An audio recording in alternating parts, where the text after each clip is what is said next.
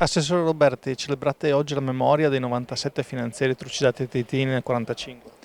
Oggi è una giornata di tributo importante per la Guardia di Finanza e a riconoscimento di tutta l'opera che fa, l'attività che fa nel corso di 365 giorni l'anno a tutela delle nostre comunità, della civile convivenza. Ma è anche una giornata in cui ancora una volta accendiamo un riflettore su quella che è una verità storica e che va a smentire quelli che una volta erano soltanto i negazionisti e che oggi sono i riduzionisti o i giustificazionisti, cioè quelli che giustificano quello che accadde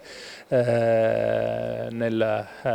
dopoguerra in queste terre, giustificandolo e motivandolo alla fine come semplici vendette o come la pulizia di alcuni che collaborarono con i nazisti e con i fascisti. Qui in realtà parliamo di qualcosa di diverso. La verità storica è che 97 finanziari furono trucidati nonostante il fatto abbiano liberato la città di Trieste dai nazisti, tutelando le infrastrutture del porto di Trieste.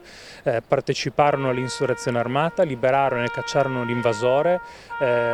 comportandosi da eroi, e nonostante questo, non appena arrivarono le truppe titine, vennero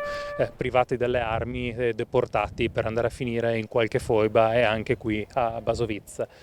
Questo quindi è un messaggio importante, ancora più importante è il fatto che sempre meno si vedano in questi 40 giorni delle bandiere rosse appese sul nostro carso triestino, perché ormai, quando è appurato e accertato che questa è la verità, penso non ci sia niente da festeggiare appendendo quei drappi rossi.